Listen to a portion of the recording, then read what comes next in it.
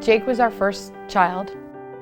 On the day that he was born, it was just pure excitement, like it would be for any mom. He was perfect in every way, and we were boasting about him and just thrilled.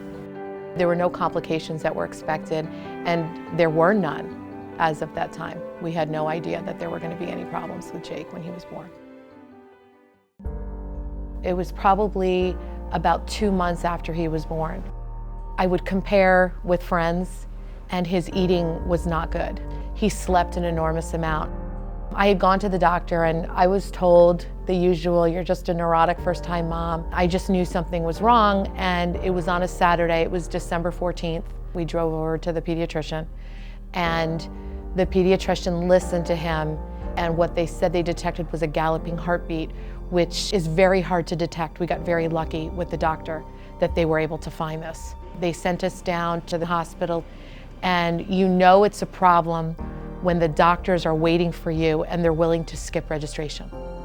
And that was the first time that we realized how serious this really was. They took us into the room. They hooked him up to all kinds of tests at that point. And they realized, we heard him say, there it is, there it is. And within a matter of 20 minutes, we were told that our son that he was in congestive heart failure and needed a heart transplant. You go through just saying, is this real? Wake me up, is this really happening? I don't think there's anything worse than something happening to your child. And we felt all those emotions. I was heartbroken.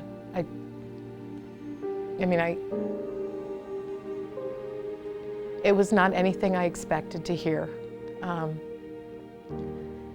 Todd and I just looked at each other and just said, how could this happen? We don't understand.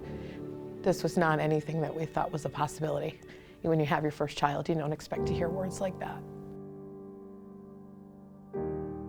They gave him 2 weeks to live. They couldn't believe it, and having to make a decision that was right for our family. We had to make the decision about whether we were going to transplant Jake or whether we were going to go to hospice. At that time, for us, for so many reasons, we let it be in God's hands, and we were in hospice. My husband went with my father, and they picked out his burial plot.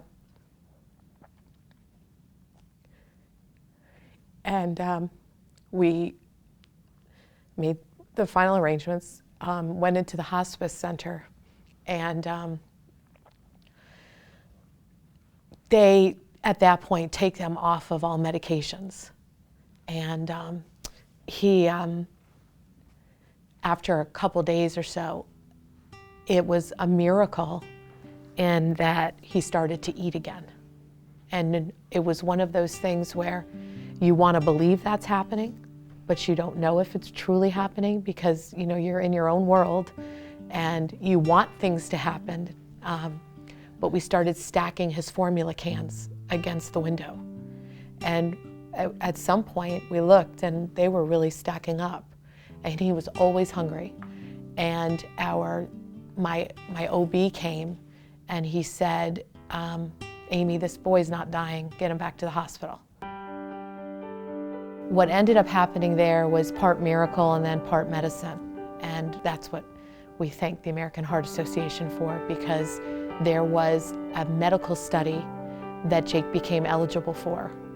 And it was a research study. Jake was the youngest patient to become a part of it. He was 5 months old.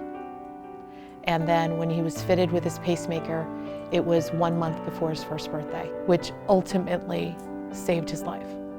His heart function, I am thrilled to say, is now 100%.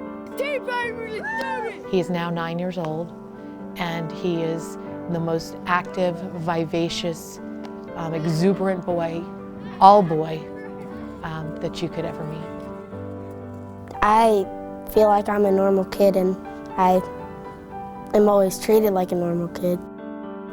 My brother has a heart problem. If someone didn't put a pacemaker in him, he would be dead. But I was not even born yet, and every 4 years, Jake gets a new pacemaker. He is really funny, and he's my best friend. He always will be, and he's just a great friend. He's like the best brother in the world. He's really nice. Get into a lot of fights and he gets a little annoying sometimes though. I can deal with that sometimes. Well, and he's the best brother ever. And I love him. I understand why this happened to our family because we can handle it. And I think that he can handle it. He doesn't know any differently, but I think that he knows that he needs to use this in a way to better other people, to help other people. The American Heart Association is such an incredible cause for us, and why we want to share our story is really simple. We've been very fortunate. We are very blessed as a family, and this is the easiest way for us to give back. Thank you to the American Heart Association for helping my brother's heart.